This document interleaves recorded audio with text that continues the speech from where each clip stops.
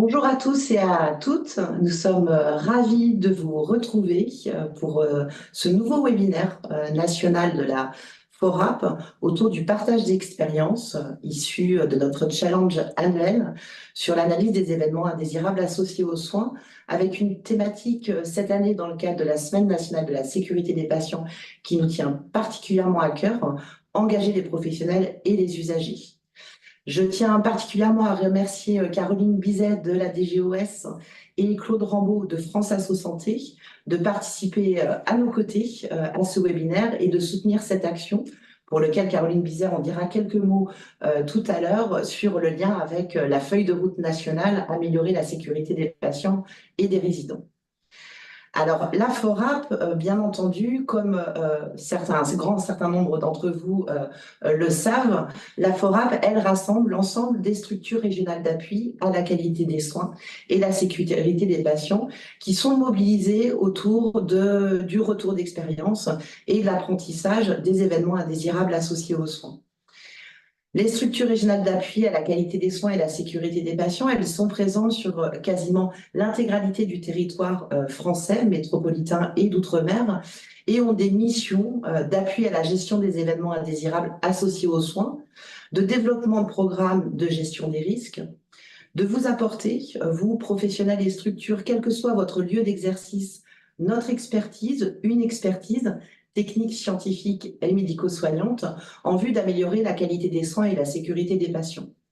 Dans ce cadre, on anime un certain nombre d'actions, de formations, d'informations sur les sujets de qualité des soins et de la sécurité des patients, et on participe à des actions de recherche dans le domaine de l'organisation des soins. Donc ce webinaire, c'est le fruit de la mobilisation d'un certain nombre de structures régionales d'appui à la qualité des soins et la sécurité des patients sur l'ensemble du territoire, mais aussi aux nombreuses équipes, et Lucie Cazet nous en parlera au cours de ce webinaire, et nous aurons l'occasion aussi d'avoir le retour d'expérience d'un certain nombre d'entre elles autour du challenge Ensemble, agissons pour la sécurité des soins, et l'expérience des équipes autour de l'analyse des événements indésirables associés aux soins. Alors, ce sujet de l'analyse des événements indésirables associés aux soins et plus globalement du retour d'expérience, c'est un élément extrêmement important qui va permettre d'analyser et de déclarer plus efficacement les événements indésirables associés aux soins et, in fine, contribuer au développement de la culture de sécurité à tous les niveaux. Ça a été l'objet en 2022 d'une nouvelle publication de la Haute Autorité de Santé aux côtés de la FORAP sur l'analyse des événements indésirables associés aux soins mode d'emploi qui s'adressait aux professionnels issus du secteur sanitaire, médico-social, mais aussi professionnels de ville pour pouvoir améliorer la qualité des analyses réalisées et surtout la pertinence de ces analyses pour contribuer à la sécurité des patients et des personnes accompagnées. Alors, cette culture de sécurité, vous le savez, elle est à plusieurs niveaux. On a une nécessité de pouvoir améliorer la culture du reporting, du signalement, de connaître les événements indésirables associés aux soins pour mieux les comprendre et les analyser, et ainsi pouvoir mobiliser le retour d'expérience, apprendre de nos erreurs. Tout ça dans un climat de management équitable, de culture juste, en percevant l'erreur comme une opportunité de s'améliorer et ainsi améliorer l'ensemble de notre système de fonctionnement et notamment la culture de notre travail en équipe. In fine, tout cela va nous permettre d'être dans une démarche d'organisation apprenante, certes à l'échelle des équipes de soins, au niveau régional, quand les retours d'expérience sont partagés en région, ça nous permet de collectivement apprendre de ces événements indésirables et des erreurs qui sont survenues. Et puis nationalement, des événements indésirables graves associés aux soins en lien avec le signalement et les remontées auprès de la Haute Autorité de Santé. Et ce qui nous permet de vous partager que hier, la Haute Autorité de Santé a publié son bilan 2023 autour des événements indésirables graves associés aux soins. Dans les constats qu'on peut observer à la fois au niveau national et régional, c'est cette perception qu'il est nécessaire de renforcer la formation des professionnels de santé et la sensibilisation des directions des établissements à l'importance de cette démarche. Donc nous espérons que ce webinaire soit une pierre à l'édifice et contribue à pouvoir partager les expériences réussies, partager aussi les enjeux, de pouvoir mieux intégrer le patient dans l'analyse et la compréhension de ces événements indésirables et ainsi contribuer à une organisation apprenante à tous les niveaux. Je laisse tout de suite la parole à Caroline Bizet de la Direction générale de l'offre de soins pour nous faire le lien avec les enjeux nationaux et la feuille de route nationale autour de l'amélioration de la sécurité des patients et des résidents. Merci Caroline. Merci Noémie. Bonjour à toutes et à tous et merci pour la sollicitation de la FORAP pour introduire ce webinaire national sur l'analyse des événements indésirables associés aux soins et donc le challenge qui est proposé aux différents acteurs. Donc cela s'inscrit totalement dans les objectifs et les actions qui sont portés par la feuille de route nationale pour améliorer la sécurité des patients et des résidents. Donc cette feuille de route, donc ça a été cité, elle a pour objectif de renforcer, développer davantage la culture sécurité dans l'ensemble du système de santé, donc dans les 3 secteurs de l'offre de soins, donc que ce soit au niveau des établissements de santé, du secteur médico-social et en ville, en associant largement les professionnels, que ce soit au sein des équipes et également les managers, et en associant aussi les patients, donc l'ensemble des usagers, pour un objectif collectif qui est la réduction des événements indésirables associés aux soins évitables. Donc cette feuille de route, elle est pilotée effectivement par la DGOS, mais elle s'appuie sur un comité de pilotage composé de différentes institutions parties prenantes dans l'amélioration de la sécurité des patients et des résidents, de professionnels qui représentent aussi les établissements et les différents secteurs de l'offre de soins et des usagers. Et nous avons également des coordonnateurs d'axes de cette feuille de route, notamment la FORAP sur l'axe 3 qui fait l'objet de ce webinaire. Mais nous avons d'autres coordonnateurs associés, notamment la Haute Autorité de Santé, la Direction générale de la Santé, France Asso Santé, l'Association française des directeurs de soins et des représentants des ARS. Donc, nous avons lancé cette feuille de route en 2023 à l'occasion de la précédente Semaine nationale pour la sécurité des patients. Et donc, cette année, nous allons pouvoir faire un premier bilan des actions déjà engagées dans cette feuille de route, puisque l'objectif, c'est en 2025 d'avoir un peu finalisé l'ensemble des actions, même si cette feuille de route est assez ambitieuse, pardon, et donc les actions devront s'étendre au-delà pour renforcer davantage la culture sécurité à tous les niveaux du système de santé. Donc, le cahier des charges de cette feuille de route est le suivant. En fait, sur 3 années, cela permet de fixer un cadre prioritaire pour les orientations en termes de sécurité des patients et des résidents, puisque l'on souhaite impacter l'ensemble du parcours de soins. Donc, comme je vous le disais, en associant à la fois les établissements de santé, les structures médico-sociales, également les soins primaires, et donc en associant largement l'ensemble des professionnels concernés et les usagers. L'objectif aussi, c'est de mobiliser l'ensemble des niveaux d'intervention, que ce soit au niveau national, en s'appuyant donc sur les institutions, les acteurs aussi régionaux tels que les ARS et les structures régionales d'appui et bien sûr les professionnels sur le terrain. Cette feuille de route, nous avons souhaité qu'elle reste qu'elle s'aligne avec les dispositifs existants. Donc, ce n'est pas une couche supplémentaire, mais elle est bien en cohérence avec ce qui existe déjà, notamment la certification des établissements de santé portée par la HAS, l'accréditation des médecins et des équipes médicales. Et bien sûr, elle est dans la ligne de la réglementation en ce qui concerne le signalement des événements indésirables graves associés aux soins. Donc, nous avons privilégié effectivement l'efficience pour renforcer la cohérence entre les différents intervenants. Cette feuille de route, elle est assez pragmatique également puisqu'elle s'appuie sur 2 objectifs transversaux, 5 axes de travail et au total 26 actions opérationnelles. Voilà un aperçu de l'ensemble des actions qui sont portées dans cette feuille de route. Donc, comme je vous le disais, 2 objectifs transversaux qui sont essentiellement axés sur des piliers qui fondent la culture sécurité. Donc, tout d'abord, la communication et surtout faire connaître ce qui existe déjà et faire en sorte que les professionnels et les usagers puissent s'approprier ce qui fonctionne. Et puis un deuxième objectif qui est de renforcer la formation des professionnels et des patients, donc la formation, que ce soit au niveau de la formation initiale ou continue. Et puis ensuite, nous avons décliné les actions en 5 axes de travail qui sont coordonnés par différents membres du COPIL. Donc le premier axe, il porte sur la valorisation du travail en équipe et des temps collectifs. Il est coordonné par la Haute Autorité de Santé et par l'Association française des directeurs de soins. On y retrouve notamment le renforcement sur des dispositifs existants, tels que le programme PACT, le programme d'amélioration continue du travail en équipe, ou la valorisation de l'accréditation des médecins et des équipes médicales, ou encore les rencontres sécurité qui permettent de mieux impliquer le management. Nous avons aussi une action dans cet axe 1 qui permet de renforcer l'association du patient en tant que véritable membre de l'équipe. Et nous avons d'ailleurs eu une remise des prix sur le premier challenge patient, donc porté par l'HAS et l'Institut français de l'expérience patient, hier après-midi au ministère, où 3 équipes ont été récompensées donc, pour porter des projets qui associent le patient dans la sécurité de leur prise en charge.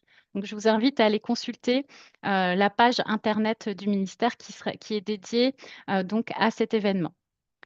Ensuite, nous avons l'axe 2 qui porte sur la déclaration des événements indésirables graves associés aux soins. Donc, c'est la DGS et l'ARS Bourgogne-Franche-Comté qui coordonnent cet axe.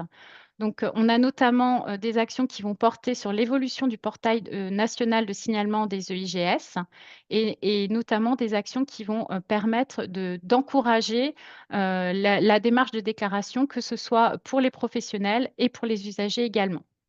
L'axe 3 que pilote donc la FORAP et ce challenge fait partie des actions qui sont portées dans cet axe qui valorise la capitalisation sur les retours d'expérience. L'axe 4 porte sur des secteurs ou des étapes de la prise en charge particulièrement à risque. Donc, il est coordonné par la DGOS. On a notamment des actions pour promouvoir, par exemple, l'utilisation de la checklist au bloc opératoire, des actions sur les soins critiques, des actions sur des transitions pendant l'hospitalisation et à la sortie des patients. Et puis, une action qui porte sur la prévention du risque suicidaire, puisque ça reste un événement déclaré massivement au niveau du portail national de signalement. Et puis enfin, l'axe 5, vous aurez la conclusion par Claude Rambaud dans une petite vidéo, mais qui porte sur la place du patient, de ses proches, pour améliorer la sécurité de sa prise en charge. Et on a notamment une action qui préconise fortement l'intégration du récit du patient dans l'analyse des événements indésirables associés aux soins. Et c'est tout l'enjeu aussi de la présentation des retours d'expérience que vous allez avoir dans ce webinaire.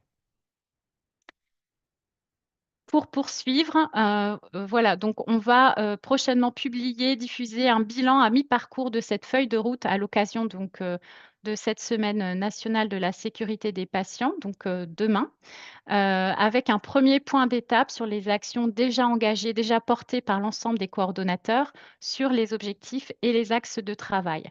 Donc nous mettrons notamment en ligne une vidéo de présentation des avancées concrètes qui ont été réalisées depuis 2023.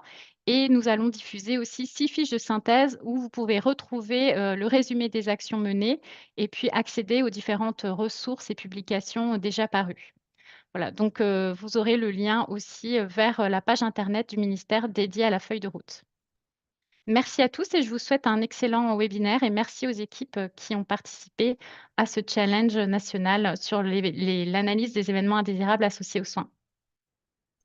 Un grand merci à vous, Caroline. Et effectivement, cette feuille de route nationale, améliorer la sécurité des patients et des résidents, nous permet vraiment, est un véritable levier pour les équipes, pour les patients, et permet de valoriser tout le travail réalisé par les professionnels pour porter enseignement sur ces événements indésirables.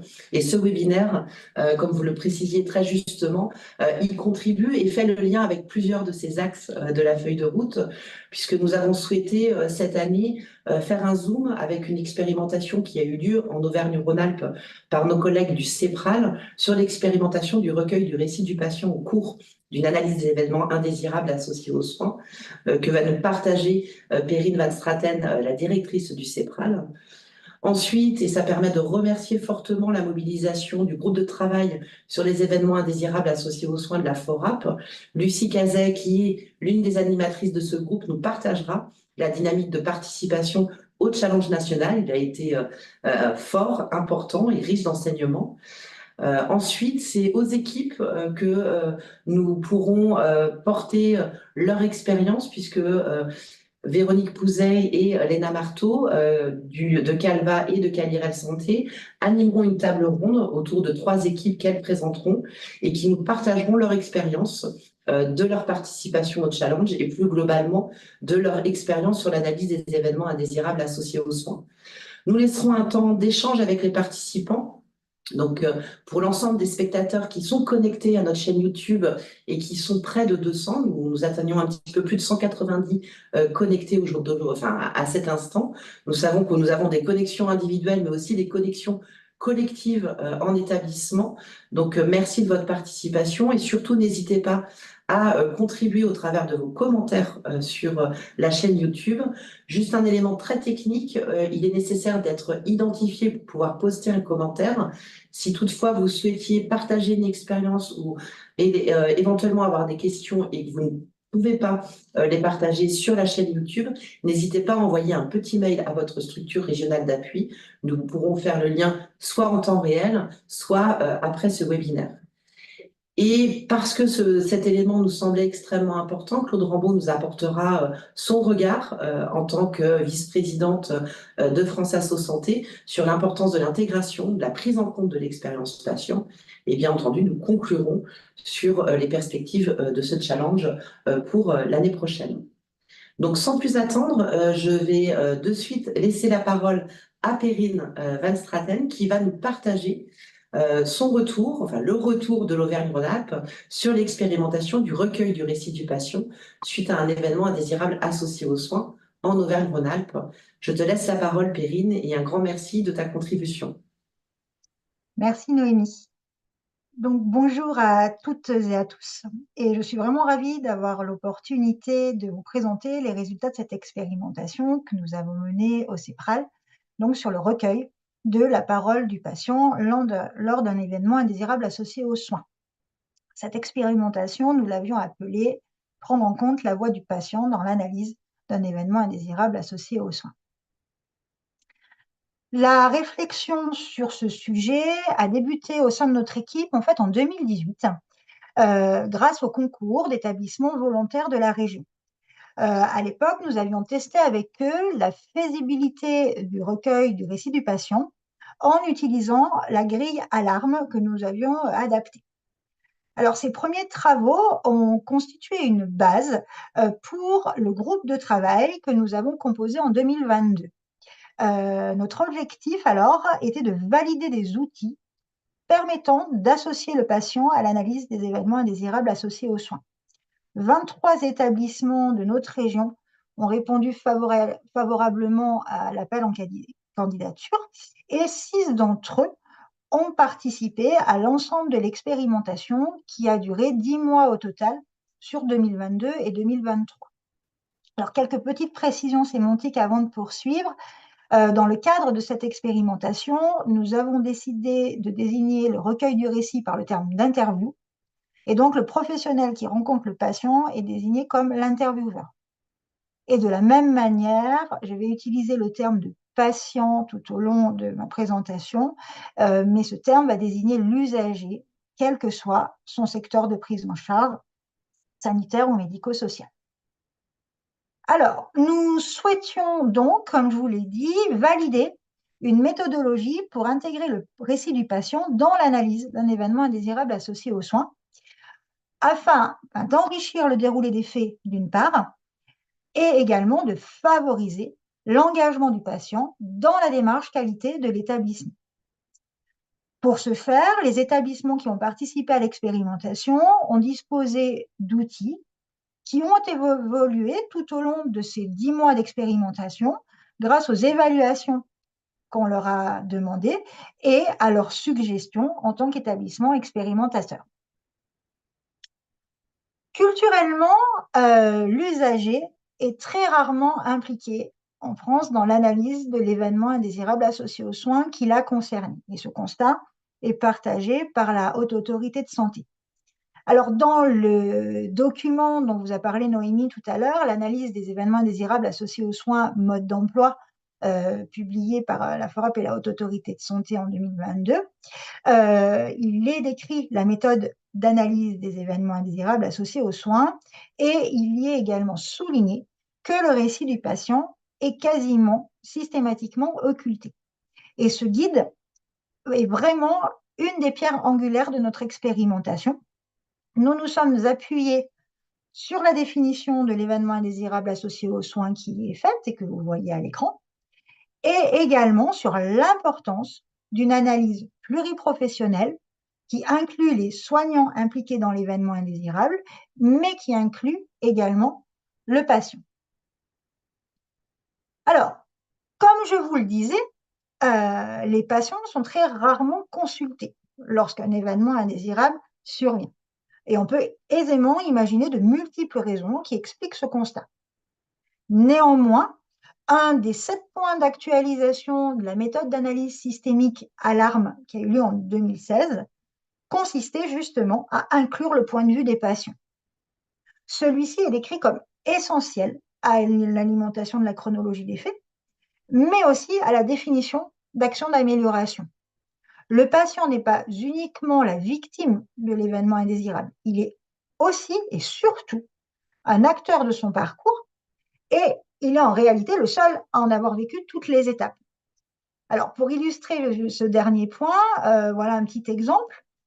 Une information peut très bien avoir été délivrée par un soignant, mais ne pas avoir été entendue ou comprise par le patient. Et finalement, lui seul peut nous permettre d'identifier un tel dysfonctionnement.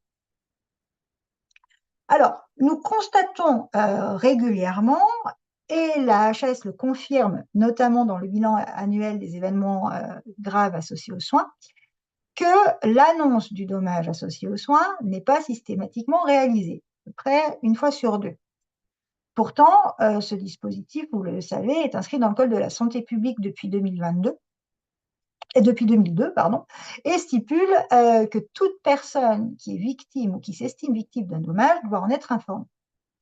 Alors, le dommage étant la conséquence de l'événement indésirable associé aux soins, l'annonce du dommage devient ainsi la première étape qui conduira à l'implication du patient dans l'analyse de l'événement indésirable qui le concerne. Et c'est vraiment un préalable indispensable à ce recueil du récit des patients. Alors, pour en terminer avec les éléments contextuels, nous avons abordé également avec les établissements engagés dans l'expérimentation les publications en lien avec l'engagement du patient. Cette thématique est largement décrite, que ce soit dans le manuel d'évaluation de la qualité des établissements et services sociaux et médico-sociaux, dans le manuel de certification des établissements de santé pour la qualité des soins, mais également dans la recommandation soutenir et encourager l'engagement des usagers dans les secteurs social, médico-social ou sanitaire qui est paru en 2020. Et tous ces documents convergent vers le même attendu. Pour être acteur de son parcours, le patient doit être informé, y compris de la survenue d'un événement indésirable. Alors, vous voyez sur cette diapositive suivante, voilà, merci. Vous voyez sur cette diapositive la temporalité du recueil. Alors, la première chose que l'on voulait vous dire, c'est que l'absence de recueil du récit du patient n'est en aucun cas, bien évidemment, un obstacle à la conduite d'une réunion d'analyse. Il constitue une plus-value non négligeable, mais ce n'est pas un attendu obligatoire. Alors, si on regarde un petit peu plus cette temporalité, vous voyez donc qu'une fois que l'événement indésirable associé aux soins s'est produit, il y a plusieurs étapes. Tout d'abord, il faut le signaler.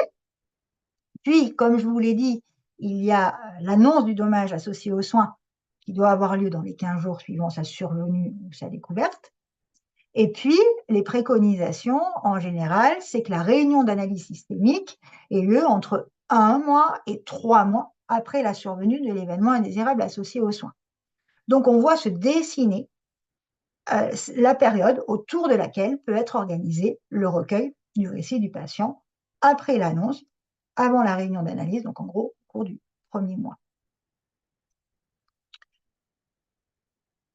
Les établissements de notre groupe de travail, de nos expérimentateurs, après avoir pris connaissance ou redécouvert les documents que je vous ai cités précédemment, sont passés à la phase active de l'expérimentation, selon le principe que vous voyez à l'écran. Donc, après l'indispensable annonce du dommage associé aux soins, l'accord du patient a été recueilli, puis la rencontre avec celui-ci a été planifiée. Les interviews ont été conduites par des professionnels préalablement formés qui peuvent rencontrer le patient soit seul, soit en binôme. Après ce temps d'échange, intervieweur-patient, l'intervieweur va aller participer à la réunion d'analyse lorsqu'elle sera organisée pour y restituer au fil de l'eau les éléments apportés par le patient, à l'instar de ce qui est fait dans les méthodes des patients ou accompagnés traceurs. L'idée, c'est bien de partager avec l'équipe le ressenti et le vécu du patient et bien entendu de prendre en compte ces éventuelles propositions d'amélioration. Alors, à la fin de l'expérimentation, les établissements expérimentateurs ont insisté sur l'importance de faire un retour au patient suite à la réunion d'analyse systémique. Alors, d'une part, pour le tenir informé des actions qui ont été décidées par l'équipe, mais surtout pour le remercier d'avoir contribué à la démarche qualité de l'établissement. Alors, ce retour, il peut prendre plusieurs formes. Il peut être réalisé par l'envoi d'un courrier ou par un appel téléphonique. En tout cas, il scelle finalement un engagement conjoint pour améliorer le service rendu aux usagers de l'établissement et il contribue également à renforcer le pouvoir d'agir du patient. Quelques résultats chiffrés concernant notre expérimentation. Donc, je vous l'ai dit, 23 établissements ont participé. La durée moyenne des entretiens avec les patients était de 1 heure et l'ensemble des outils qui composaient le kit que nous fournissions aux établissements ont été utilisés et ont été jugés utiles par les professionnels des établissements expérimentateurs et notamment par les intervieweurs. 92% de ces professionnels étaient satisfaits de la grille d'analyse présente dans ce kit. Et donc, ce dernier constat nous a amené à modifier une dernière fois la grille pour en faciliter encore davantage son utilisation. Alors, les professionnels, grâce aux outils, n'ont pas rencontré finalement de difficultés dans la conduite de l'interview. Et pour la plupart des établissements, les interviews ont été conduites en binôme. C'est ça facilitant. D'une manière générale, la démarche a été bien perçue par les usagers qui se sont sentis considérés, respectés et utiles, entre guillemets, pour le collectif. Ce sont des mots qu'ils ont fait remonter.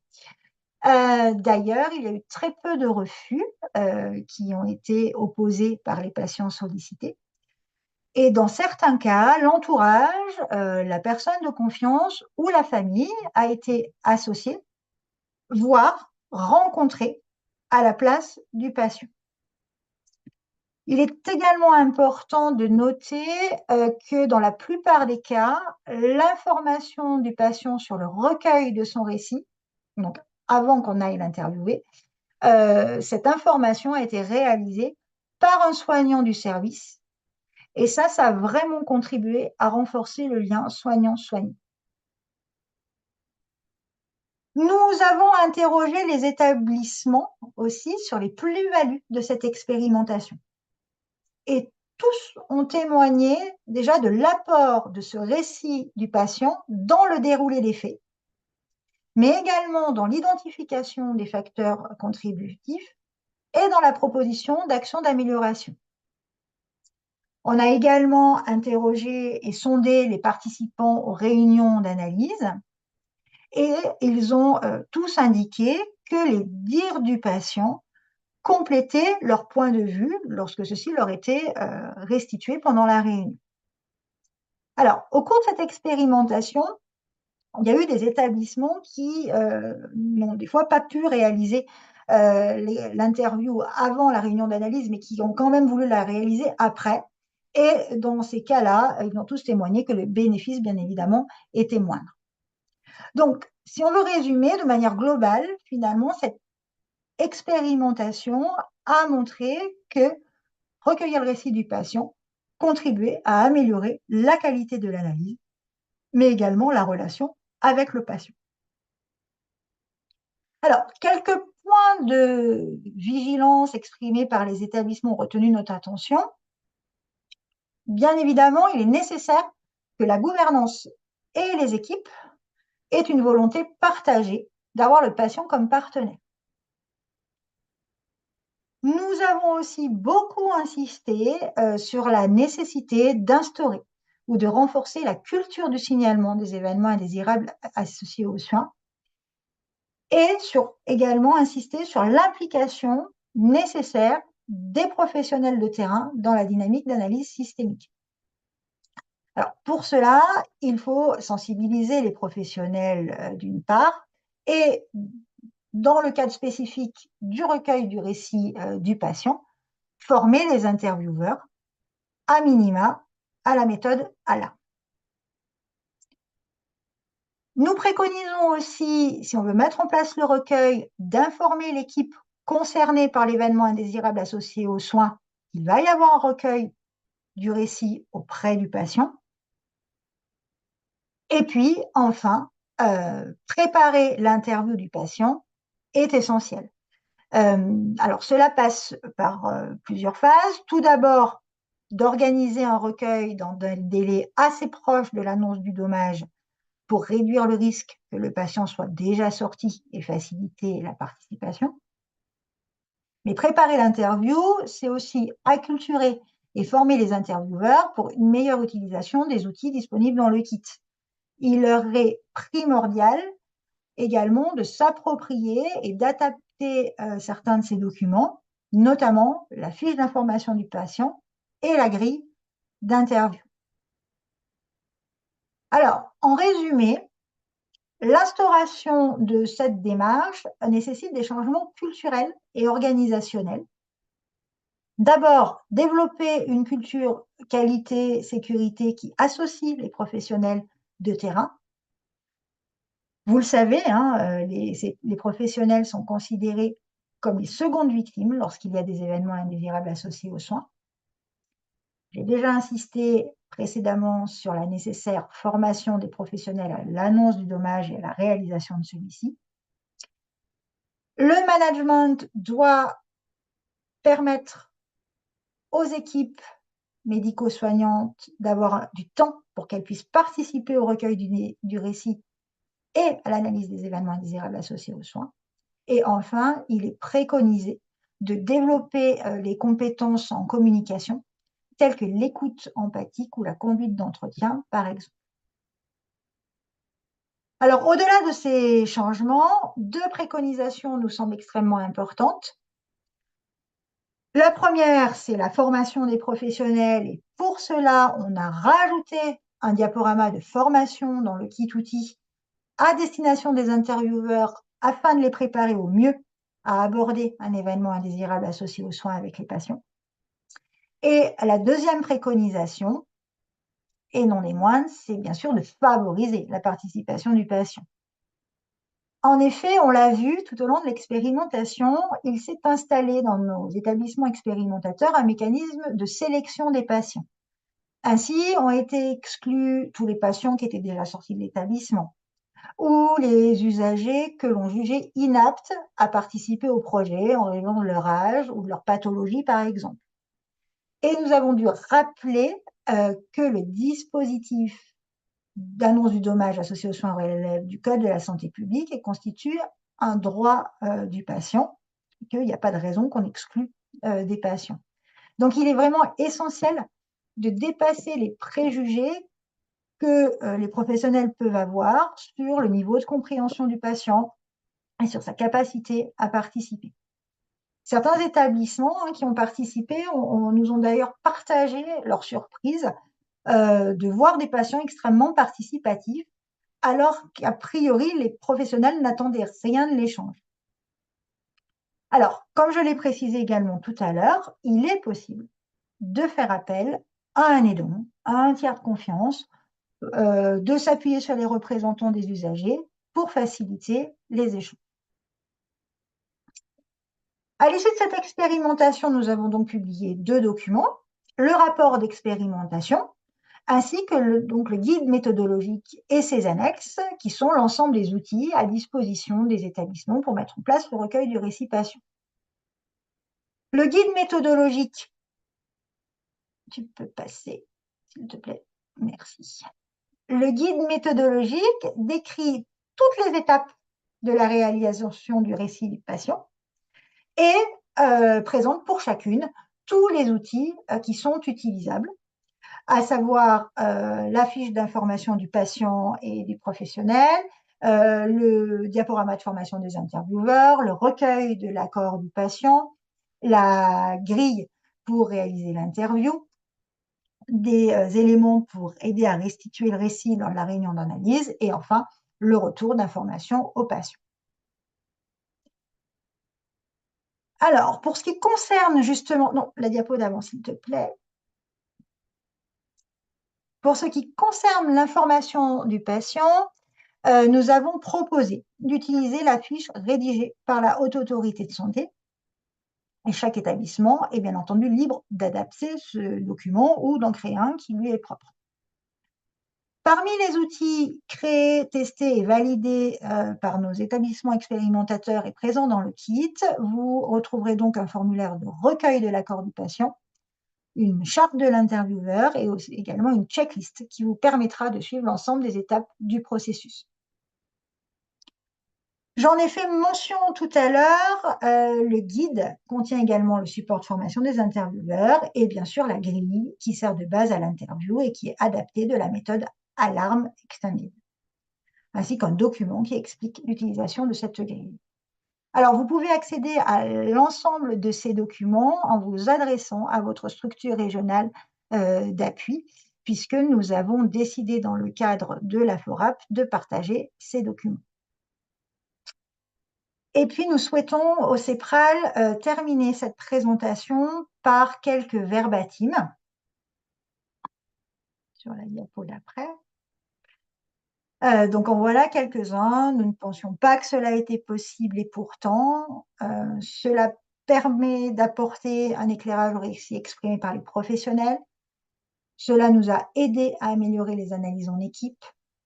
Tous les patients ont adhéré. Le questionnaire sous forme d'entretien est un plus. L'amélioration de l'expérience du patient est indéniable. Cela permet de rendre le patient acteur. Un entretien a pu être mené avec la personne de confiance car le patient était décédé. Et enfin, c'est un vrai plus pour la certification. Voilà, je vous remercie de votre attention. Eh bien, c'est nous, Perrine, qui te remercions pour à la fois ce partage de cette expérimentation en Auvergne-Rhône-Alpes et le fait qu'elle puisse, ces ressources, ce guide méthodologique, ait pu être partagé auprès de l'ensemble des structures régionales d'appui et nous permettre de pouvoir accompagner les professionnels dans cette démarche d'intégration du récit de patient. Alors, sans transition, parce qu'effectivement, cette année 2023-2024, c'était un point d'attention que nous souhaitions porter spécifiquement dans le cadre du challenge national sur l'amélioration de la sécurité des patients et des personnes accompagnées. Donc, je vais laisser très rapidement la parole à Lucie Cazet que je remercie à la fois dans son implication dans l'animation du groupe de travail EIGS de la FORAP et pour faire cet exercice de nous présenter pour une nouvelle année complémentaire le bilan de ce challenge passé. À toi, Lucie, on te laisse la parole et on te passe tes diapos. Merci beaucoup Noémie, bonjour à tous, j'espère qu'on m'entend bien. Donc, je suis le docteur Lucie Cazé, je suis médecin de santé publique à la structure régionale d'appui Grand Est et je suis donc effectivement copilote du groupe de travail national FORAP sur la gestion des événements indésirables graves associés aux soins, au sein duquel est né le challenge Ensemble, agissons pour la sécurité des patients et des personnes accompagnées, qui en est cette année à sa 3e édition et pour laquelle je vais vous présenter les grandes lignes. Donc, ce challenge, il est proposé par la FORAP depuis 2021 et il en est donc actuellement à sa 3e édition. C'est une action qui a pour objectif de constituer un soutien à la démarche interne de gestion des événements indésirables des structures en santé, qu'elles soient structures sanitaires, médico-sociales ou soins de ville. Elle se veut une opportunité dynamique d'implication des professionnels en santé dans les différentes étapes de cette démarche. Et elle doit permettre une capitalisation par des retours d'expérience régionaux et nationaux que l'on remarque pour leur intérêt pédagogique. Donc, à ce jour, le partage des retours d'expérience se concrétise sous la forme de publication de fiches d'IREX pour retour d'expérience. Vous en avez à disposition plus de 163 sur le site de la FORAP. Ce sont des fiches qui sont produites par les SRA en région et des fiches qui sont issues effectivement de ce challenge. C'est une ressource qui est à votre disposition, qui est mise à jour 3 à 4 fois par an. Donc, n'hésitez pas à la mobiliser sur le site de la FORAP si vous cherchez des récits sur des thématiques en particulier. Donc, cette 3e édition du challenge est actuellement finalisée. Elle s'est déroulée selon les étapes suivantes. Elle a été lancée lors de la Journée mondiale de sécurité des patients de l'OMS en septembre 2023. La période d'inclusion des équipes s'est étendue tout le dernier quadrimestre 2023, de septembre à décembre 2023, où les équipes ont pu signaler, sélectionner leur événement et puis envoyer leur événement à leur SRA en région. Et sur la nouvelle année 2024, ils ont pu mettre en place les analyses et envoyer leur fiche de retour d'expérience pour une sélection d'abord régionale, puis ensuite nationale au niveau de la FORAP.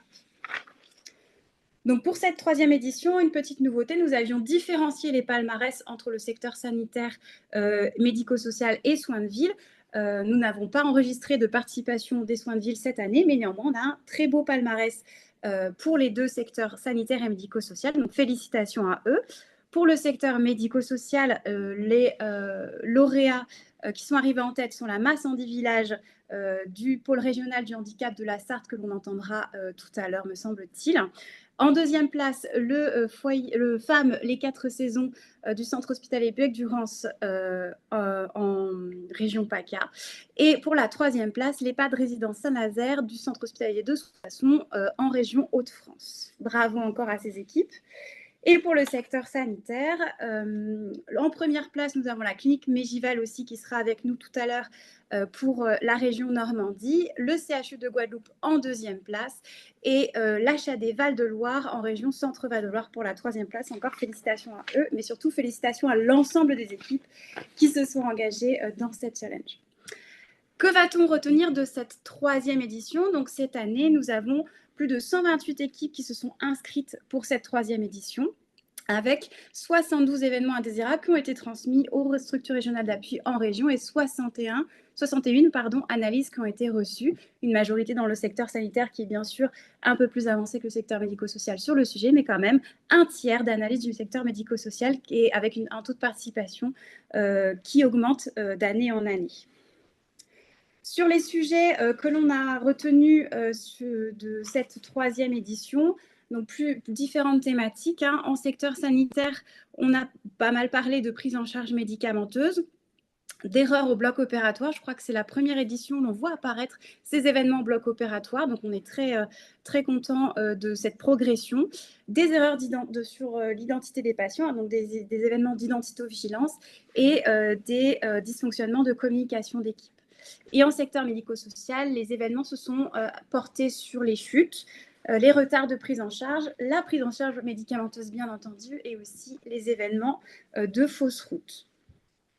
Donc, en termes d'enseignement, cette édition du challenge a permis de mettre en évidence que la sensibilisation des professionnels de santé sur l'identification des événements indésirables reste d'actualité, puisque finalement, on voit quand même qu'on a une perte des équipes au fur et à mesure du challenge. Et c'est la raison principale d'un moment du challenge, c'est de nous dire, finalement, on n'a pas identifié d'événements indésirables sur la période. Donc, une sensibilisation qui est toujours d'actualité. On note aussi une qualité des analyses qui s'améliore, notamment dans le secteur médico-social, mais qui va rester quand même hétérogène, notamment sur l'identification des causes immédiates et le classement des causes profondes.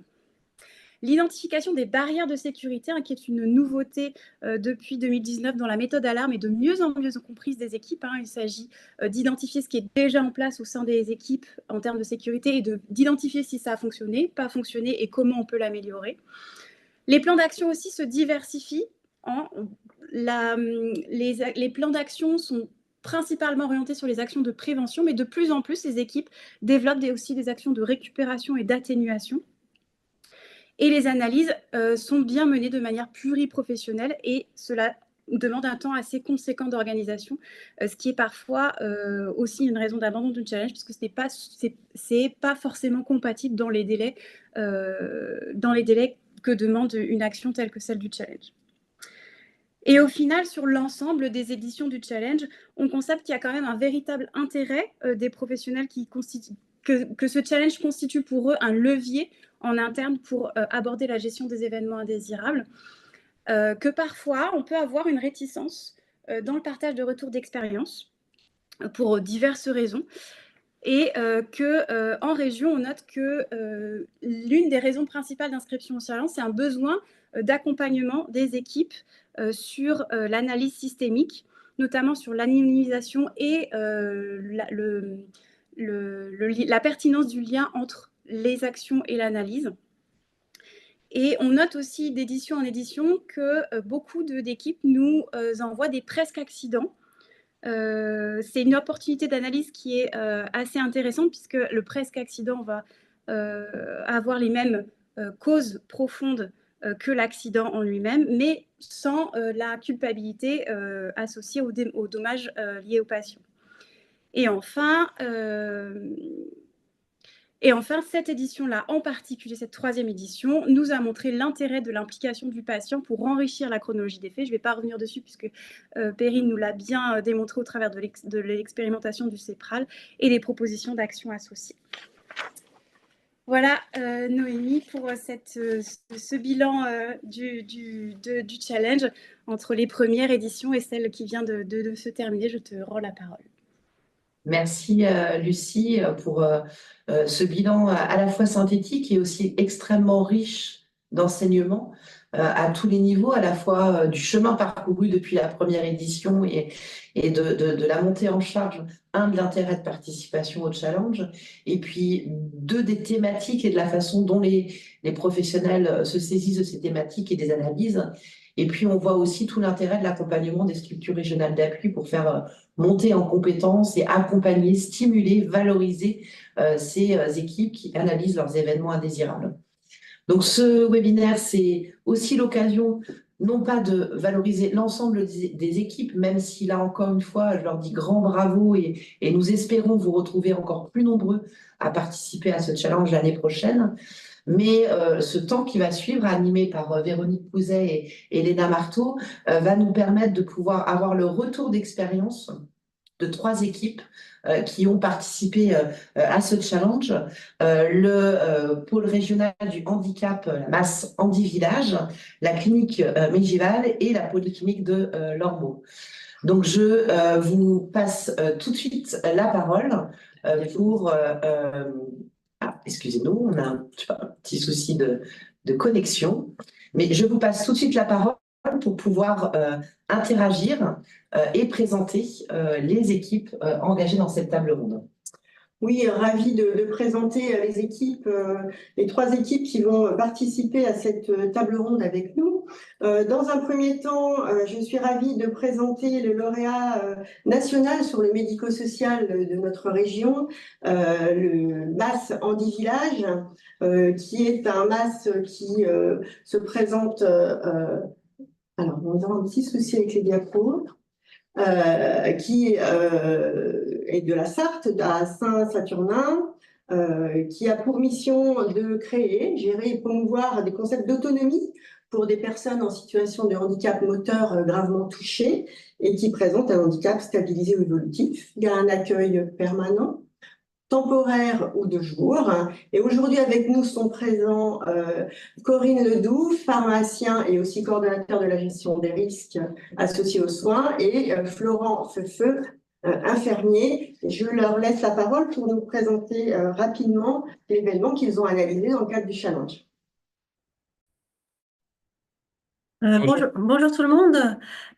Oui, c'était notre première participation au challenge pour le Massandie Village. Et donc, nous avons présenté une erreur d'administration avec un surdosage en morphine chez un résident en séjour temporaire qui n'a pas eu de conséquences chez le résident. Donc, Ouais, du coup, je prends la suite rapidement. Il y a une IDE qui a confondu en fait deux ampoules de morphine de volume identique et de concentration différente. La dotation de stupéfiants du service a été modifiée pendant les congés en fait de cette IDE. Donc ça a engendré un surdosage morphinique lors de l'administration. Voilà. Très bien. Merci pour cette présentation. Je passe la parole à Léna. Oui. Je vais présenter donc la clinique Mégival qui a été notre lauréat chez Calva en Normandie et qui est aussi le lauréat national du secteur sanitaire. Donc, c'était une clinique située à Saint-Aubin-sur-Scie en Seine-Maritime qui a donc un service de médecine, de chirurgie, SMR et une unité d'addictologie pour un accueil de 136 lits. Et donc, les intervenants d'aujourd'hui qui ont participé à l'analyse de cet événement sont Marc Lefebvre, responsable qualité, Valérie Eluin, infirmière hygiéniste, et Luc Ramkissoum, cadre de bloc. Donc, je vous laisse présenter de façon synthétique l'événement que vous avez analysé dans le cadre du challenge. Merci Léna de me donner la parole. Donc effectivement, la clinique Mégival a fait le choix de présenter à ce challenge une erreur de côté en chirurgie digestive. C'était un événement en fait qui était important pour nous non seulement d'analyser, c'est évident, mais aussi de remonter dans le cadre de ce challenge, puisque ça reste des événements qui sont encore relativement fréquents.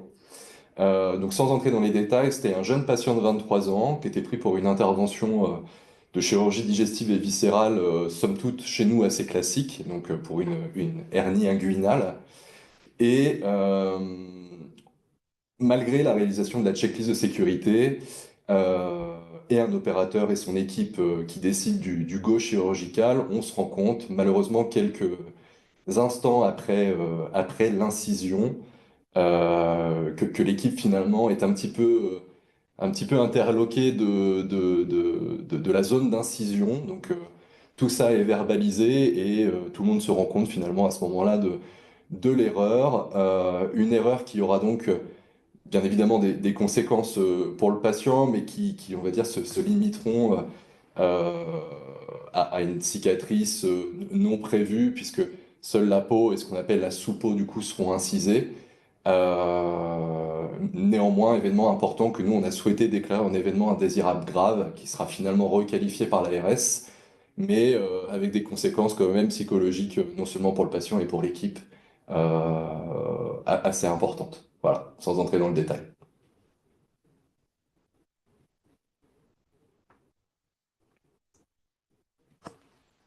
Merci Marc. Et enfin, le troisième participant de cette table ronde, c'est la Polyclinique de Lormeaux qui était le lauréat de la région Occitanie et qui, justement, comme précisait Lucie tout à l'heure, a profité du challenge pour analyser un événement presque accident. Donc, cette structure est située à Tarbes dans les Hautes-Pyrénées. Elle dispose d'un service de chirurgie, médecine, chirurgie obstétrique, SMR et hôpital de jour avec un accueil de 300 lits. Et les intervenants d'aujourd'hui sont Myrtille Chouard, responsable qualité, et Pierre Mignona, pharmacien. Je vous laisse présenter votre événement. Bonjour à tous. Donc nous, on a fait le choix de présenter un presque accident qui consiste en une erreur de dosage en pédiatrie. Donc l'erreur vient du rangement en fait de la PUI, de la pharmacie de la clinique, qui en fait avait rangé tous les médicaments par DCI, et donc la vitamine K dosage adulte et dosage nourrisson se sont retrouvés à côté au niveau du rangement. Et lors de l'approvisionnement du bloc obstétrical par la pharmacie, en fait, c'est de la vitamine K dosage adulte qui a été délivrée dans le bloc obstétrical. Heureusement, c'est la sage-femme du bloc obstétrical qui s'est rendue compte de l'erreur. Vous voyez sur les photos, ce sont des petites ampoules très, très similaires. Le dosage adulte est étiqueté bleu, le dosage pédiatrique est étiqueté en rose. C'est la seule différence qui a donc interpellé cette sage-femme qui a pris l'initiative, fait le choix de déclarer cette fiche d'événement, cet événement indésirable dans le cadre de nos fiches d'événements indésirables que nous avons ensuite analysées.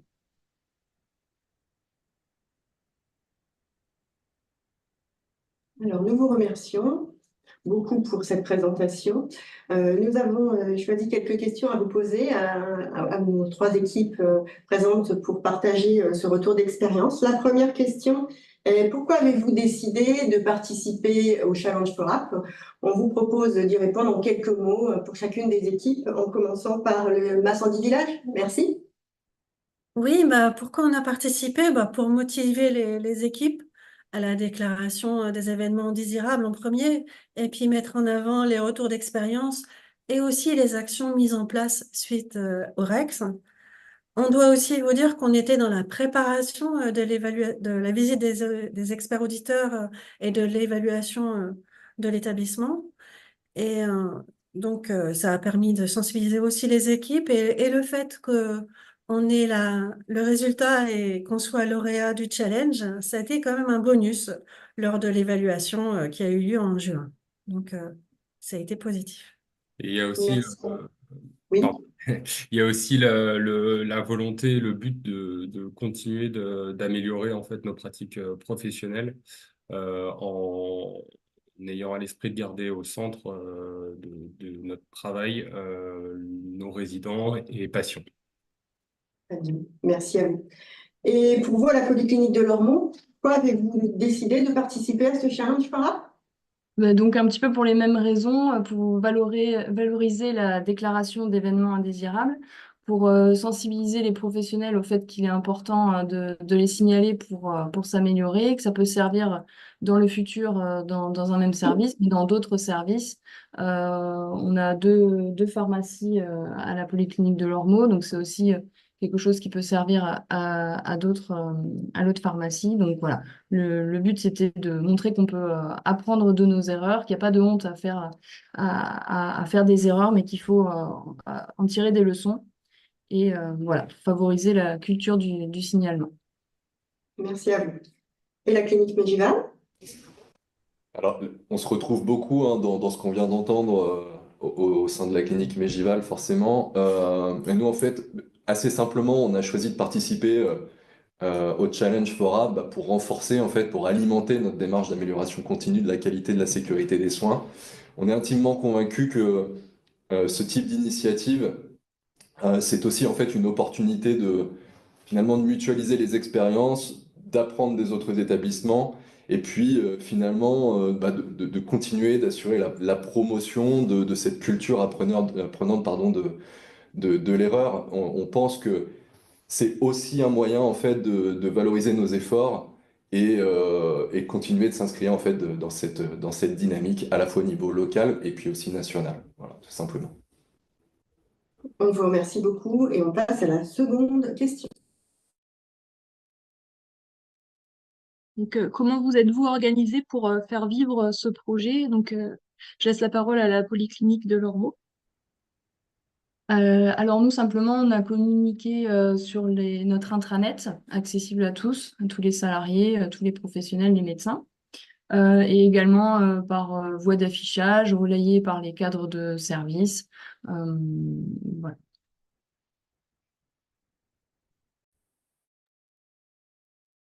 Merci. Donc, sur la question suivante.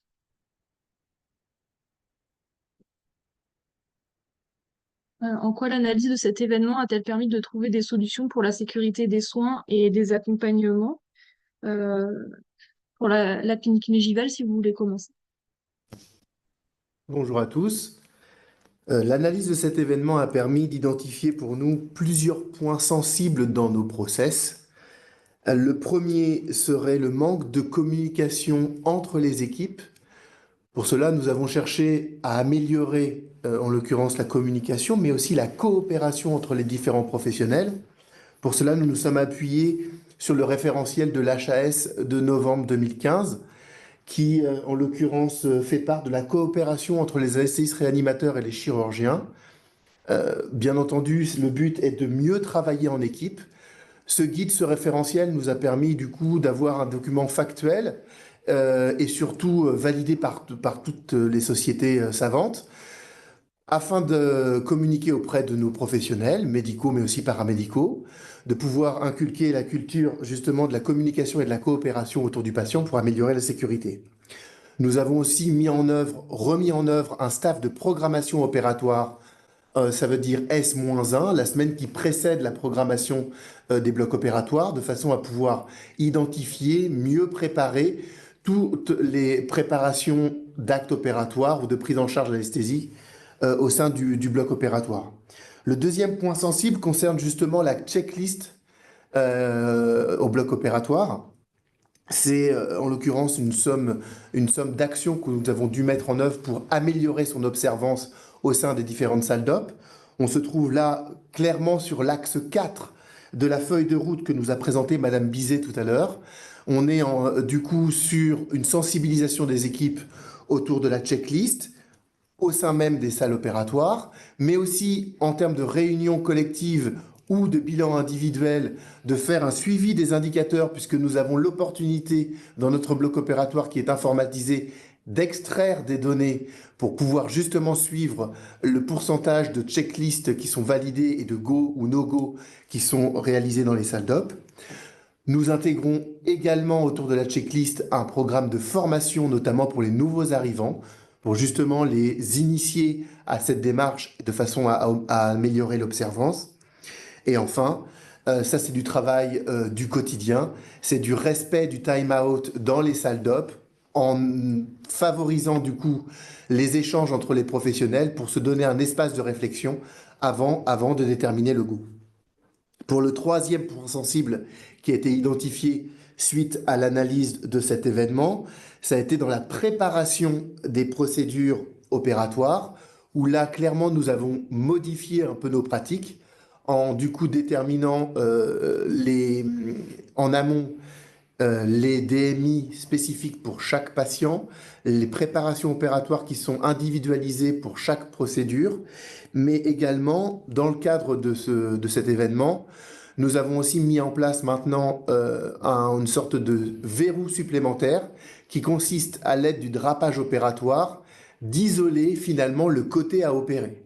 C'est-à-dire que pour une hernie inguinale droite, sera du coup mis en l'occurrence au jour, mis en avant l'hémicorps droit de façon à minimiser le risque d'erreur de côté à opérer. Enfin, le dernier point consiste pour nous, en l'occurrence, à favoriser les échanges entre professionnels.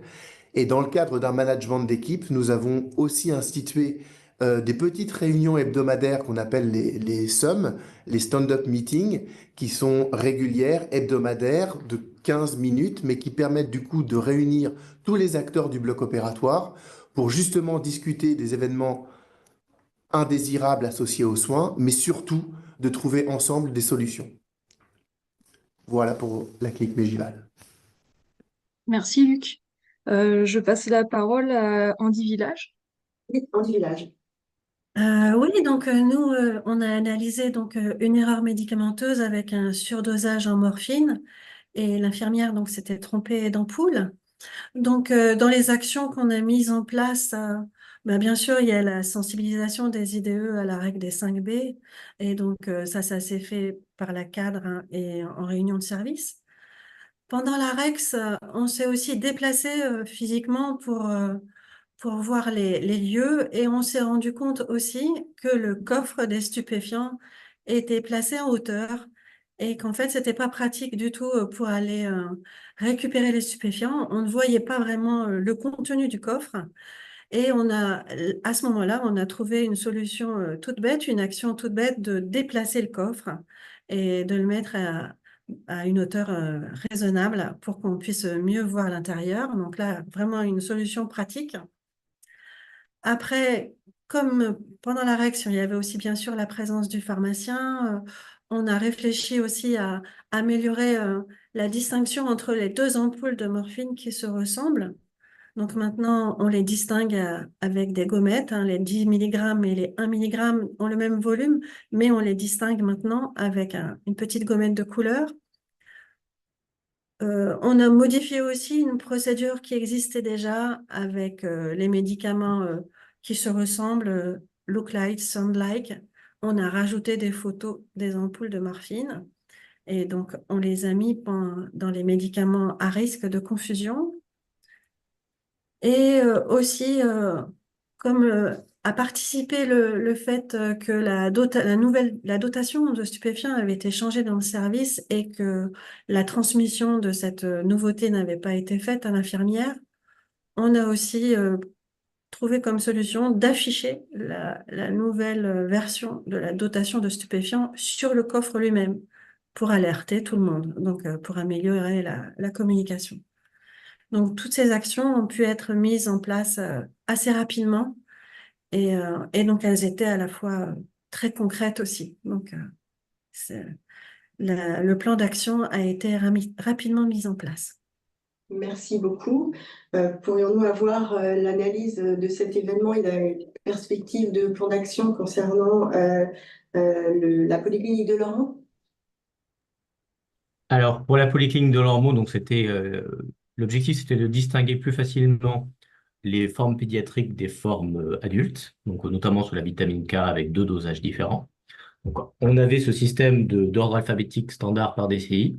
Donc, on a décidé de séparer les formes pédiatriques physiquement des formes adultes standards. Donc, on a isolé les formes pédiatriques dans une autre partie de la pharmacie, dans une zone dédiée. Ça nous permet d'avoir une séparation physique concrète pour la préparatrice quand elle s'occupe du service de maternité ou s'occupe de pédiatrie.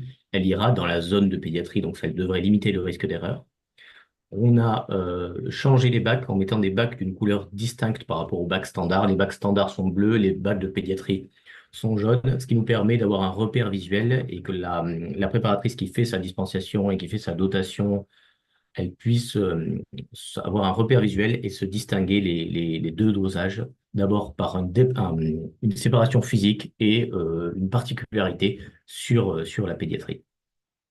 Et de la même manière, on avait déjà cette culture, mais qui a été renforcée, c'était de séparer les médicaments à risque des médicaments standards, avec la liste des médicaments à risque. Et les médicaments à risque, eux, sont dans un bac rouge pour que ce soit visuellement facile et que les préparatrices fassent attention, on dirait encore plus attention que d'habitude quand elles dispensent un médicament à risque.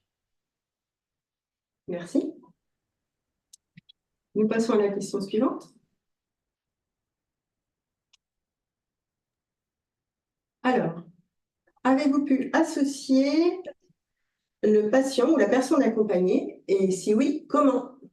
Et pour cela, l'équipe de Mégival va nous donner son expérience. Bonjour. Alors oui, nous avons associé le patient à l'analyse de cet événement indésirable associé aux soins en réalisant un entretien post-événement avec le patient afin de recueillir son ressenti et ses attentes. Son témoignage a été une plus-value pour l'analyse de cet événement. Il a permis d'améliorer notre compréhension sur les conséquences psychologiques de cet accident et d'adapter notre accompagnement. Par ailleurs, suite à l'analyse systémique, nous avons informé bien sûr le patient des actions mises en place suite à l'événement dans une démarche de transparence et de rétablissement. Cette information s'est faite lors d'un rendez-vous avec le praticien de ce patient. Alors, peut-être dans les points qui seraient améliorés effectivement à l'issue de cet entretien, globalement, la méthodologie en fait, qui nous a été rappelée tout à l'heure par le CEPRAL nous a été quand même d'une très grande utilité.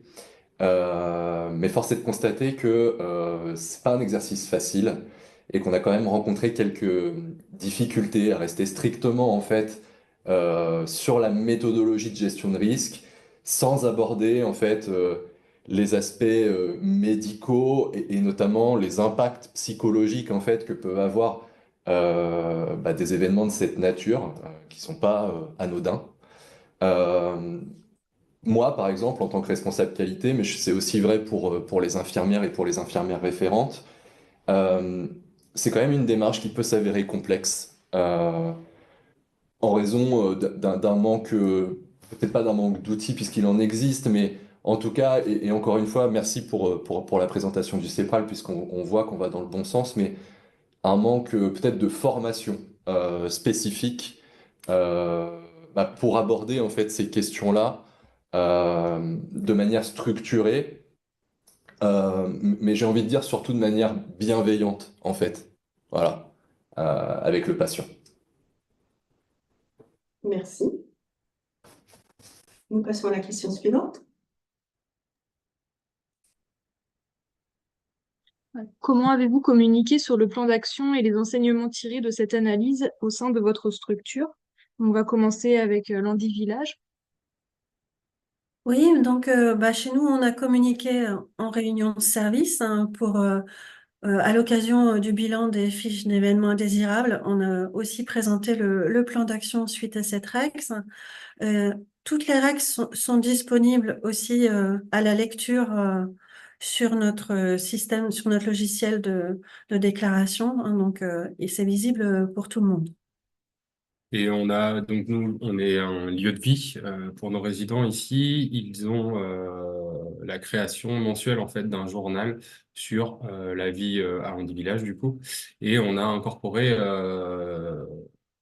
notre inscription en fait à la participation du challenge au sein de ce journal, donc qui a été lu par probablement l'ensemble des résidents. Ce qui a pu susciter aussi des questions de leur côté. Donc là, au cas par cas, où on allait répondre à leurs questionnements et à leurs interrogations. Voilà. D'accord, merci. À la polyclinique de Lormeau, comment vous avez procédé? Alors pour notre part, on a déjà fait une traçabilité dans notre base de déclaration informatique des événements indésirables pour quantifier les événements indésirables et les tracer. Et on a fait un affichage du retour d'expérience détaillé avec une diffusion alors, aux membres concernés, c'est-à-dire les deux pharmacies où j'ai fait une réunion de service pour montrer le changement de fonctionnement des délivrances, et une note de service qui a été diffusée dans les services de soins et à la pharmacie. Merci. Et donc enfin, chez Mégival. Alors pour notre part, comme la polyclinique Lormeau, nous avons communiqué sur le plan d'action par les voies classiques, par le logiciel de déclaration d'événements indésirables, via les échanges avec les équipes lors des réunions, de retour d'expérience et diffusion également de notre newsletter interne. Ces échanges ont permis de tirer des enseignements de cet événement et de proposer des actions d'amélioration par une organisation apprenante de nos erreurs. Merci à vous. On passe à la question suivante. En un mot, pouvez-vous nous dire comment vous avez fait pour partager auprès des professionnels la victoire au challenge et quelle était leur réaction? On va commencer peut-être avec la polyclinique de Lormeau. Oui, donc la première concernée, la sage-femme, je suis allée à sa rencontre pour la prévenir de la nouvelle. J'ai senti comme un sentiment de fierté par rapport à cela. Elle a compris qu'on avait pris en compte sa problématique, qu'on s'en était inquiété. Et je pense que voilà, ça a été très bien accueilli. Et l'objectif qu'on s'était fixé de valoriser la déclaration de fiches d'événements indésirables a été atteint. Merci. La clinique Mégivale? Alors nous, de notre côté, nous avons aussi communiqué la victoire auprès des équipes. On les a félicités pour leur implication, mais aussi, ça c'est un point important, on les a félicités sur la capacité à être transparent, à se mobiliser pour trouver des solutions, parce que c'est ça qui est aussi célébré autour de ce challenge. Il y a eu des messages de félicitations via différents canaux, les emails personnels, bien entendu, une publication sur les réseaux. Les réactions ont été plutôt positives des équipes, mais aussi de l'encadrement, avec un sentiment de fierté collective. L'idée, c'est de reconnaître le travail de tous, de renforcer la motivation à poursuivre les efforts pour améliorer la sécurité des soins. Ça, c'est un élément qui est notable à la clinique Mégivale. Mais en complément de Madame Cazé, qui faisait part tout à l'heure dans le bilan FORAP de réticence dans le partage de retours d'expérience, nous, à notre niveau, nous avons également eu des réactions plus mitigées, notamment du côté des médecins, des chirurgiens qui sont en majorité en activité libérale, voilà, qui du coup ont plutôt exprimé des réserves, craignant que en fait, cette diffusion, cette communication apporte ou nuise à la réputation ou à leur propre réputation. C'est des éléments qu'il faut prendre en compte, notamment dans la diffusion de l'information, parce qu'en fait, on ne lâche pas l'information comme ça, elle doit être expliquée, accompagnée, valorisée, de façon à ce que, du coup, la démarche qualité puisse aussi s'intégrer dans le quotidien et acculturer les médecins, les chirurgiens à cette démarche. C'est un point très important. Et d'ailleurs, en conclusion, pour cela, nous avons des alliés, notamment les assurances professionnelles, qui aujourd'hui, auprès des praticiens, sont amenés aussi à positionner des malus pour ceux qui, justement, ne s'inscrivent pas dans cette démarche qualité. Donc, nous sommes confiants pour l'avenir. Et voilà un peu, en bref résumé, comment on a pu communiquer autour de la réussite de ce challenge auprès de l'ensemble des acteurs. Merci à vous. Merci. Nous allons passer la parole au Macendie Village à présent. Oui, nous aussi, la réaction a été assez positive, hein. On a partagé l'information avec tout le pôle régional du handicap, hein, pas seulement dans 10 villages. Ça a mis en valeur les actions mises en place et ça a fait oublier un petit peu l'erreur médicamenteuse qui est au départ, hein, et on a vraiment profité, on va dire, de cette erreur pour mettre en place les actions d'amélioration et ça rend plus visible les retours d'expérience. Et donc, en général, les équipes étaient vraiment contentes d'avoir gagné le challenge. On a fièrement affiché le prix qu'on a reçu à l'entrée dans Divigilage, ce qui a permis aussi une communication visuelle auprès de tous les professionnels qui n'ont pas forcément lu les comptes rendus ou mails. Mais c'était très positif. On espère en mettre un deuxième l'année prochaine. Et on peut communiquer sur les réseaux sociaux aussi. Ça fait un peu de pub pour l'établissement, c'est sûr.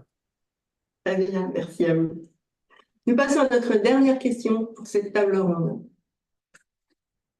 Alors, pour conclure, quels sont votre levier pour favoriser le signalement des événements indésirables? Et on va commencer avec la clinique Mégivale. Je crois que pour la clinique Mégivale, en fait, que ce soit dans le contexte de ce challenge, en fait, ou pas, ce type d'événement indésirable et quelque part son caractère de gravité, en fait, montre que une culture, ça ne se décrète pas, mais que ça se construit. Et je pense que tout l'enjeu, en fait, est là. Pour nous, le levier, c'est de continuer, en fait, de renforcer la culture de la transparence. On l'a entendu hein, dans les interventions de Madame Bizet et puis dans l'ouverture FORAP, promouvoir en fait un environnement de travail où la déclaration d'un événement indésirable ou d'un presque événement est perçue non pas comme une faute, comme une sanction, mais bel et bien en fait comme une opportunité d'amélioration. On y tend, mais on voit qu'il reste encore du coup un petit peu de travail. Euh, la sensibilisation des équipes, la valorisation des signalements, ça aussi c'est des leviers clés en fait pour continuer d'améliorer la sécurité de nos prises en charge.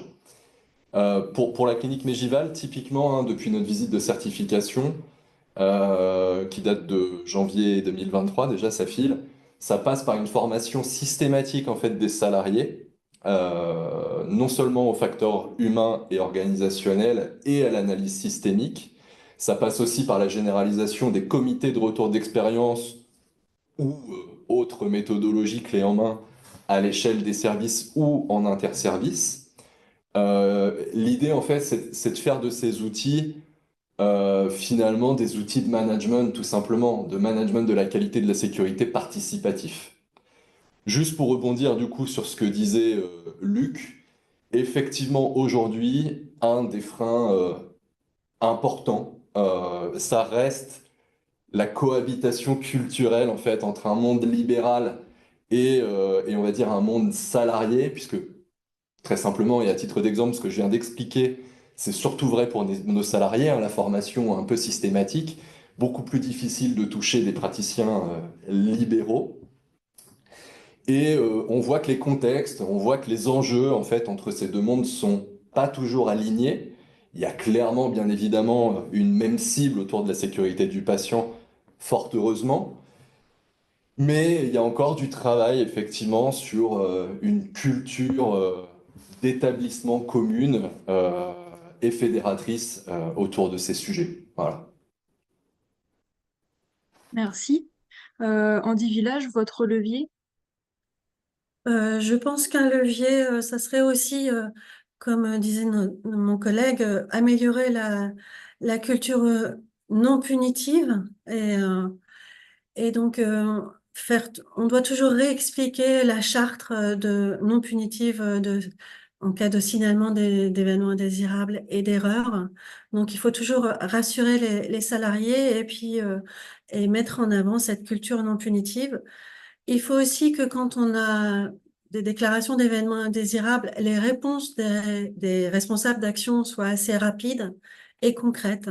Hein, donc, et aussi qu'on fasse facilement le lien entre les déclarations d'événements indésirables et les plans d'action qui sont mis en place après dans l'établissement, dans les différents comités, hein, aussi bien dans le Comédim si c'est une erreur médicamenteuse ou dans les autres comités. Donc, vraiment faire le lien dans la culture sécurité de l'établissement entre les déclarations des événements indésirables et les actions mises en place. Comme pour tout, il est important d'avoir une communication fluide. Il est important aussi de parler et de rappeler que le fait d'effectuer une fiche d'événements indésirables, c'est quelque chose de professionnel. Il est toujours peut-être plus simple de se taire, mais le positionnement sera que meilleur en fait dans nos pratiques de tous les jours. Et là, sur le fait d'avoir participé à ce challenge et d'en parler, on libère plus facilement aussi la parole. On limite les jugements. Et là, ce qu'on disait juste avant, c'est que l'année dernière, il y a eu 29 fiches d'événements indésirables réalisées sur l'année 2023. Et là, à l'heure d'aujourd'hui, ce qui n'est pas français, on est à 29 aussi avant la fin de l'année. Donc ça a l'air d'être une démarche plutôt positive aussi. Voilà. Ça serait bien aussi de déclarer plus de presque accidents. On en a parlé aussi aujourd'hui. Donc ça aussi, je pense que si on déclarait plus les échappées belles, les presque accidents, ça serait très favorable. C'est un point à améliorer. Merci. Et enfin, le dernier mot pour la polyclinique de Lormeaux. Bon, donc je vais peut-être un peu répéter ce qui a été dit, mais donc, moi je pense que, enfin nous on pense dans notre établissement que le levier principal c'est de s'efforcer en fait de donner systématiquement une réponse à toutes les fiches d'événements indésirables.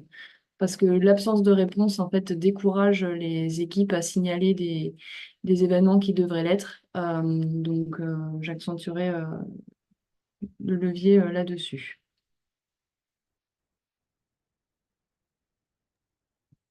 Merci. Noémie, je te laisse conclure cette table ronde ou est-ce qu'on fait d'abord les questions des participants? Eh bien, on a très très peu de questions des participants et puis c'est vrai que c'était un webinaire extrêmement riche. Pour le coup, j'ai presque envie euh, de dire un petit mot de conclusion et puis j'amènerai je crois qu'on a deux petites questions de participants, une pour Perrine, mais qui fait lien avec les échanges avec les membres de la table ronde et puis une question que je te laisserai rapporter, Léna, que tu as reçue de ton côté. Moi, ce que je retiens de cette table ronde, c'est déjà le premier élément, c'est mes bravo. Bravo d'avoir poussé la culture de ce retour d'expérience jusqu'à nous partager en webinaire national votre expérience. Vous l'avez tous dit, hein, il y a un principe d'humilité et de conscience de la survenue des erreurs qui est essentiel, de prendre l'erreur comme une opportunité d'apprentissage et non comme un élément de culpabilité à la fois individuelle, d'équipe et voire de collectif de travail à l'échelle institutionnelle. Donc, vous l'avez dit aussi, il y a encore du travail, même si on peut, si aujourd'hui, en 2024, on peut organiser des webinaires tels que celui qu'on organise aujourd'hui, c'est déjà une avancée majeure. Je ne suis pas sûre qu'il y a moins de 10 ans, on aurait pu organiser un retour d'expérience de ce niveau-là. Donc, il faut déjà mesurer les progrès sur ce point-là. Oui, il reste du chemin à réaliser, vous l'avez très bien dit, autour de la culture juste, du regard que chacun porte sur les erreurs, sur l'image que l'erreur peut renvoyer. Vous avez évoqué plusieurs leviers, communiquer, communiquer, communiquer, communiquer à tous les niveaux. Communiquer au sein des équipes, communiquer avec l'établissement, communiquer entre les services et communiquer au-delà. C'est probablement ça qui fera avancer cette démarche de culture positive de l'erreur. Vous l'avez aussi évoqué au travers de vos retours d'expérience, les expériences et les enseignements que vous avez tirés des analyses ont avant tout permis de mettre en place des actions pour sécuriser les pratiques, les organisations et donc améliorer la sécurité des patients et des résidents. Il ne faut pas oublier que la finalité, elle est bien celle-ci, mais ce qui s'est déroulé chez vous est probablement extrêmement inspirante pour d'autres structures qui ont été confrontées aux mêmes situations et qui n'ont peut-être pas pensé au plan d'action que vous avez pu mettre en œuvre. Donc, merci aussi de partager cette expérience pour les autres. Transparence, la valorisation. Alors, c'est vrai que quand au niveau de la FORAP, on a lancé ce challenge, on s'est posé beaucoup de questions autour de la valorisation. Peut-on valoriser un événement indésirable? Donc, l'optique qu'on a prise, c'est valoriser la démarche de retour d'expérience. Et oui, il faut parler de ces retours d'expérience qui sont associés à des événements indésirables parce que ça amène une certaine fierté à tous les niveaux. Des professionnels qui ont participé, qui ont été contributeurs de l'événement, qui ont participé à l'analyse. Ça permet de montrer une culture et des valeurs d'établissement en faveur de l'apprentissage par l'erreur. Donc, c'est valorisable vraiment à tous les niveaux. Et puis, on voit aussi, la Bassin du Village a un peu fini sur ces aspects-là, c'est oui, les événements indésirables, ceux qui ont impacté le patient ou les personnes accompagnées, mais intéressons-nous aussi aux presque accidents. Et sans dévoiler nos intentions pour les futurs challenges, c'est quand même quelque chose d'essentiel. C'est apprenons aussi de nos réussites parce qu'un presque accident a été récupéré et la récupération est un levier aussi pour valoriser le fonctionnement des équipes et les barrières de sécurité.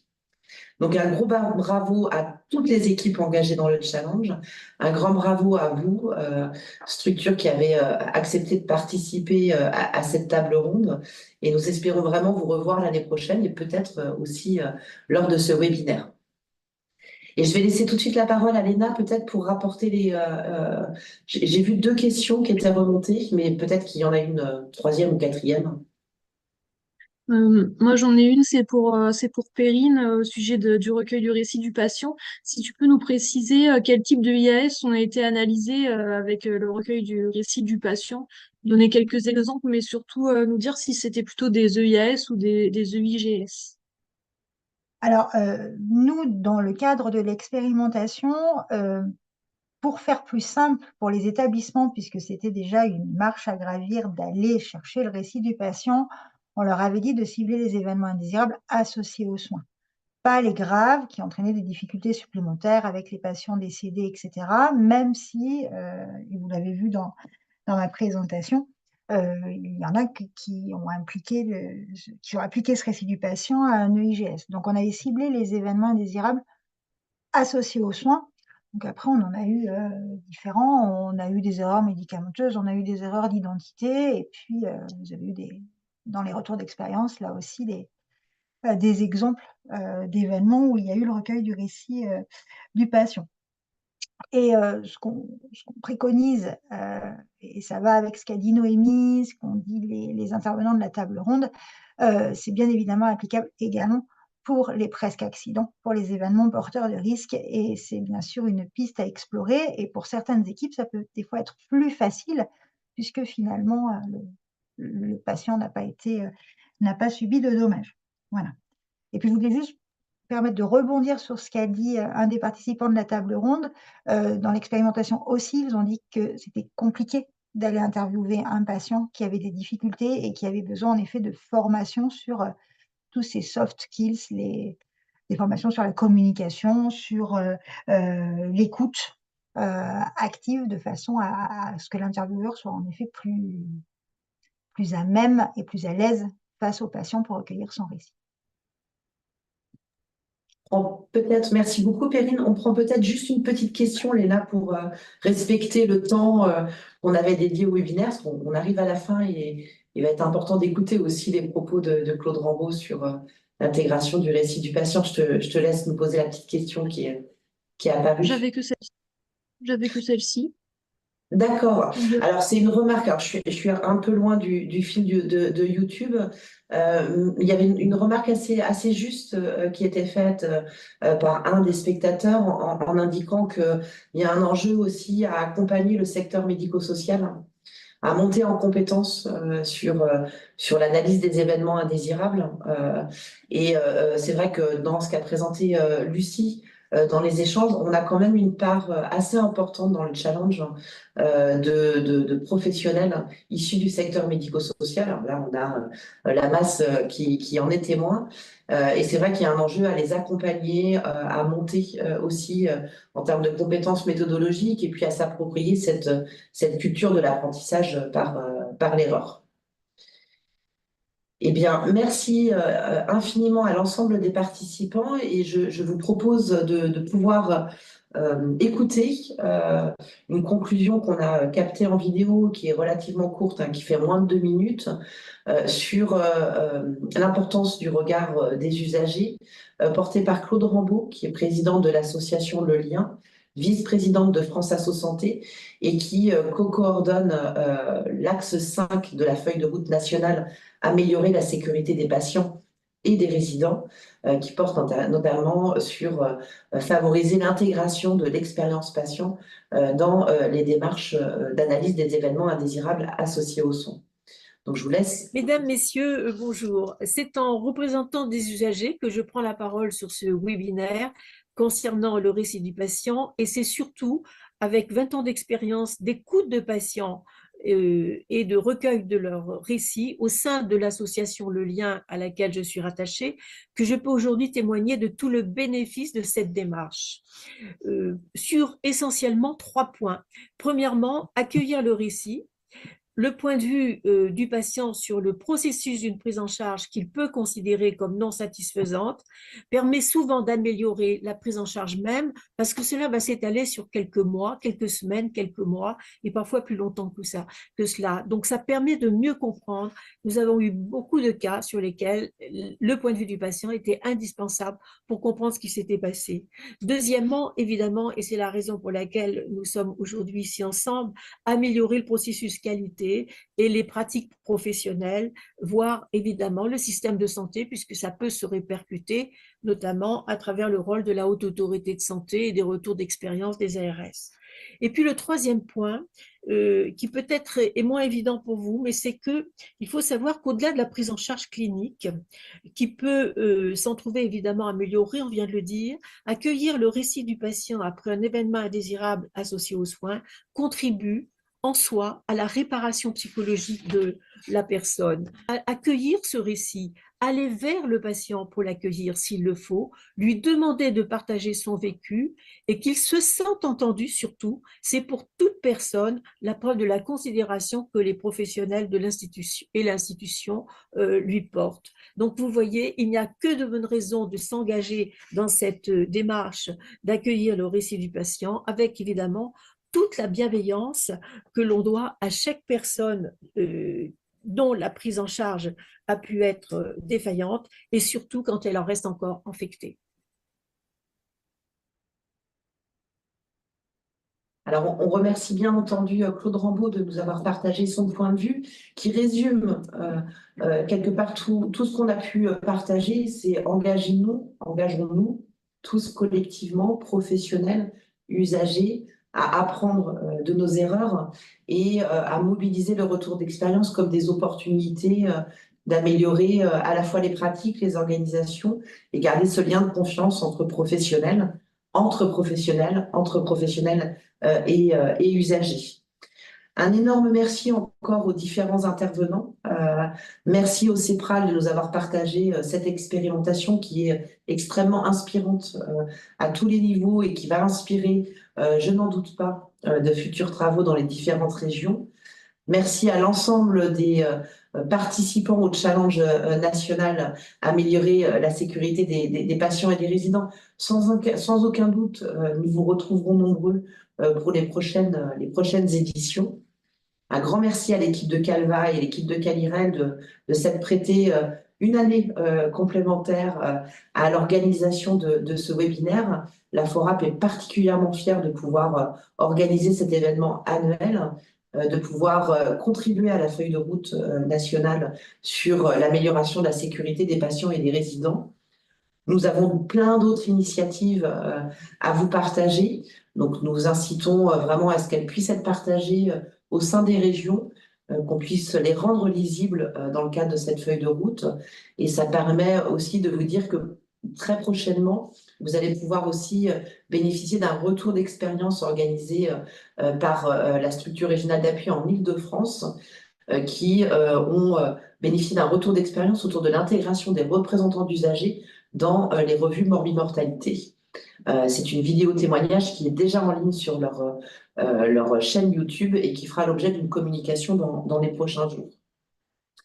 Ce webinaire, c'est aussi l'occasion de vous annoncer officiellement que oui, nous aurons de nouveau un challenge pour 2024-2025.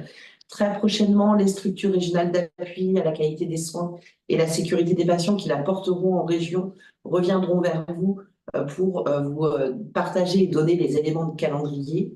Et comme ça a pu être souligné, et comme vous vous en doutez probablement, nous aurons un point d'attention particulier à l'intégration des récits de patients naturellement et d'ouvrir aux questions des presque accidents qui sont aussi porteurs d'enseignement. Donc nous arrivons à la fin de ce webinaire. Nous espérons qu'il puisse être inspirant pour les participants, pour ceux qui le regarderont en replay, puisque à la fin de ce direct, le webinaire sera automatiquement disponible en replay. Donc n'hésitez pas à le relayer en interne, à le diffuser, à le regarder en CDU avec vos professionnels, en RMM, en comité de retour d'expérience. C'est diffuser et communiquer autour du retour d'expérience. Un grand bravo à tous et un grand merci. Nous vous disons à très vite au sein des travaux des structures régionales d'appui et de la FORAP. Merci à tous.